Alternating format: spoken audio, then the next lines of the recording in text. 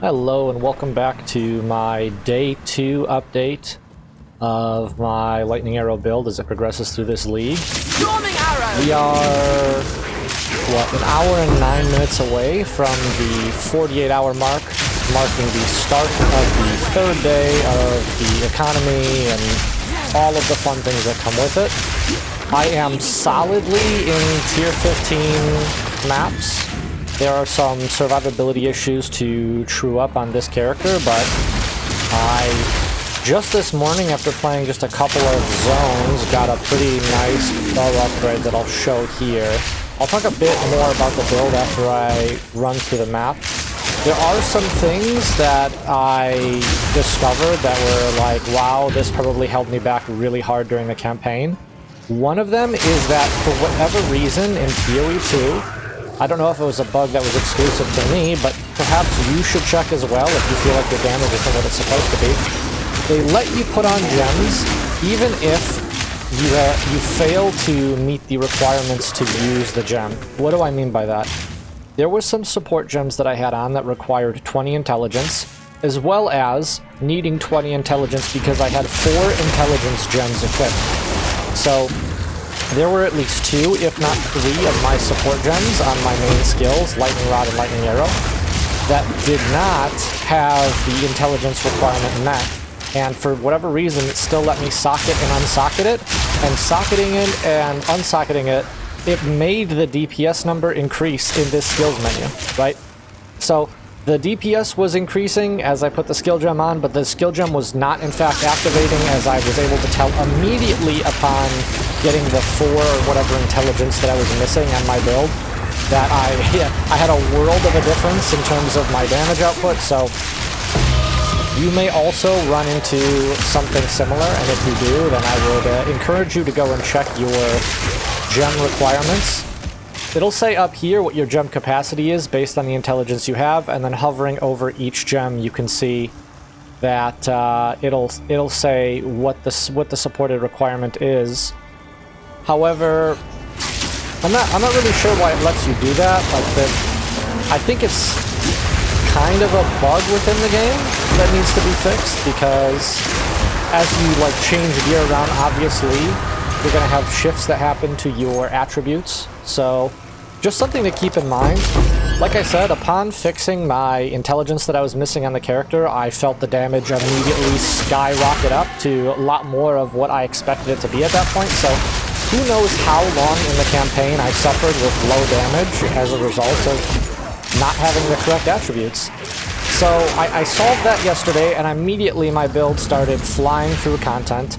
Like I said, I am up to tier 15 maps, and I'm solidly in here. I haven't seen a tier 16 map drop yet, but I'm sure I will see one today, as I now am seeing so many waystones. But you can see my damage is pretty gross. Here are the mobs that I'm running. I don't think twice about putting anything on the zones. There doesn't seem to be anything that stops me too hard. I will say the most annoying modifier that I've ran into is the stun modifier that you can roll on them. Because you're on the mounted Roa, there's already a heavy stun buildup that occurs while you're hit while on it. And if they have an increased magnitude of that stun buildup, you can get stunned a lot by a lot smaller hits than normal. And so if you're not evading those hits, if your evasion's not high enough and you're running that mod, you're going to see yourself getting knocked off of the Roa all the time. And the biggest aside I can say here about Lightning Arrow is you should be on the Roa, because oh my god does it feel good.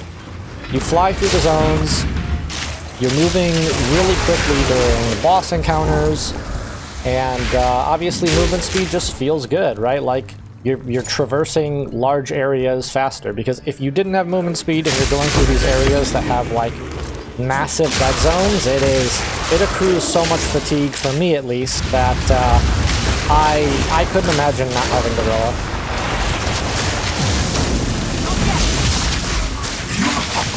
Lord of the Pit.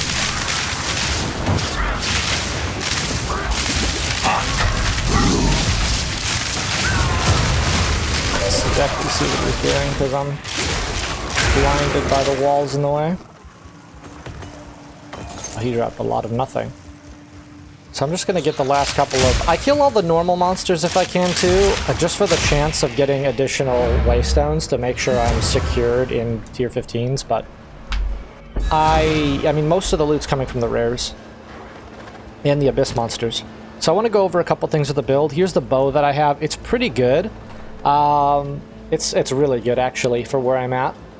So yeah, militant bow, it's got percent fizz, flat lightning, which are the dream prefixes. Obviously you want higher tiers, but T2 flat lightning is just absolutely gorgeous. And I was really lucky in hitting that with exalts, and then I went ahead, it had the life gained on kill by itself. I used the new abyss currency. The new abyss currency is incredibly strong for like pseudo-deterministic. Think about it like a veiled exalt. If you are used to playing PoE1, you put that on. So I put this, the preserved jawbone on, take it to the abyss place, the Well of Souls, chuck it in there, and the option it popped out with was, they had like +1 to proj or +1 to all gems, something garbage that I didn't care about, and then it had 16% attack, 18% attack speed max, and attack speed to companions, which is like, holy, that's a big attack speed roll. So I grabbed that, exalted on, fizz leeched his mana, tier 1, which is great, because it's just extra sources of mana leech, because your lightning arrow's main arrow hit is actually not full converted to lightning. And if you see here, the projectile itself, well, it doesn't say, oh, I have to walk. The projectile itself is doing most of its damage, or a large chunk of its damage, still as physical. And then the beam itself is full converting to lightning. So the physical hit of the lightning arrow can still leech you some mana. But I want to talk about some stuff that makes the build feel really good. And I think the bow is a good place to start. I have a huge roll of life gain on kill. You don't need a life gain on kill roll that's this high, but it feels incredible because as you're clearing maps, all of those little stray hits that accrue, this is just topping it off. And feeling really, really nice. I have a huge mana gain on kill roll over here, which helps me sustain all of my mana. Occasionally I'm pressing mana flasks, but for the most part, if I'm just fighting through trash waves, I don't even need to press the rest of my skills. I'm just going through, lightning arrow, mana gain on kill is just keeping me topped up. I don't imagine I'm swapping off of this quiver anytime soon, because as you can see, I've got T1 lightning, T2 fizz on an arrow speed quiver, so it's pretty hard to replace. As well as when I go to the crit swap, it already has a little bit of crit going for me there. Helmet's pretty basic. Helmet is probably my next weakest piece.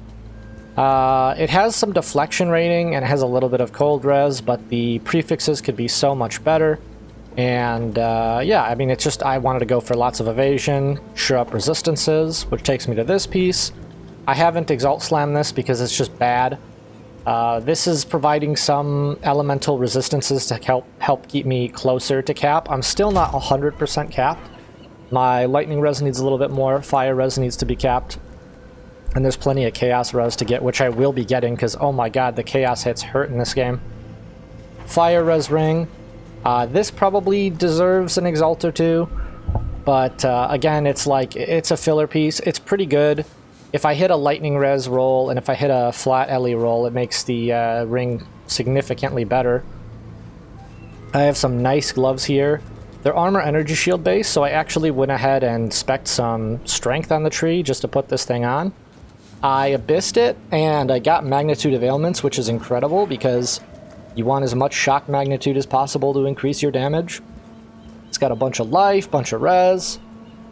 I got some nice 30% move speed boots with percent evasion and life, as well as a chaos and lightning roll, so these boots are probably going to be staying on me for a decent amount of time.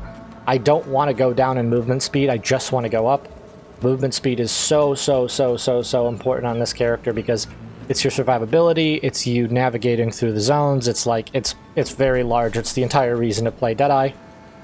And then shitty belt. Belts are incredibly difficult to get anything valuable on, in my experience so far in this league, and maybe just in PoE2 in general, because there's all these other stupid modifiers that I really don't care about for the most part, like flash charges gain, charm effects, and flash recovery. I mean, there's so many things. This is providing me with strength and cold res. The rest of it doesn't really matter. I plan on replacing it with a Headhunter either today or tomorrow. I have accrued 7 divines so far, but there's a bunch that I'm going to gain today now that I'm solidly in tier 15 and potentially tier 16 very soon. I plan on just grinding out towers and killing breaches and getting more currency to solve that issue, and then my belt slot will be solved by that. So, oh yeah, and here's the amulet. I got the amulet when starting maps, and this amulet's nuts. +2 proj, life, evasion, spirit. It's giving me a lot of things that I want on a life base. Like, this is another thing. Don't know how I'm going to replace it. It'd have to be pretty good to replace that. This provides a lot of damage. Life. It gives spirit. That's where the build is at. Some other notes for lightning arrow to maximize your damage. If you're not using barrage, you need to be using barrage. If you use barrage and you're running lightning rod, you go ahead, barrage, put down your lightning rod, bunch of lightning rods out, and then as you lightning arrow, you're going to be setting off all of those with the chaining bolts of lightning arrow on a boss. And to further scale that, you should be running tornado shot as well. Because as you shoot tornadoes, you can see it's shooting out additional projectiles. It's shooting out copies of the lightning arrow that I shoot into it. So what that means is you can set up a bunch of lightning arrows, a tornado on the boss, and then it'll take significantly fewer shots to go through and proc all of those lightning bolts. You can just see the amount of overlap that's happening. So setting all that up should give you a crazy amount of single target. If you're not doing that, you should be. It's really important. This game's all about comboing skills together to maximize your damage. So for single target, go ahead and run that. Links are a little bit less important. You can see there's a lot of like links that I'm missing. There's so much stuff to set up. I have duration on the tornado shot, just damage links with, oh, and Stormcaller as well. Stormcaller arrow, huge for shock. You can grab increased shock magnitude, increased shock duration, or more shock duration, and yeah, set all that up, get a big shock. Be careful with this though. I'm a little wary about recommending this to people because if you spam it all over the place, you're going to be inflicting shocks on yourself because of overcharge. So use it sparingly. On bosses, when you plan on just dumping DPS and annihilating the boss, overcharged is very worth it to use. But just be wary that if a boss does like a big slam and you've got a like 40-something% shock on yourself, you're probably getting eviscerated. This build doesn't have incredible mitigation. Especially not the type you would need to survive a boss slam. So sparingly use this setup if that's what you plan to do. But yeah, that's where we're at. Oh, and I got a 6 link last night, so that's where we're at. Here's the links I'm using. Oh, and one final piece. I'm kind of all over the place. One final piece. If you are a PoE 1 player playing PoE 2, you might not know lightning, or in general, elemental penetration cannot exceed the maximum resistance of the monster. You cannot bring the resistance of the monster below 0. You cannot penetrate below 0 with penetration in this game. So excess penetration is a dead stat.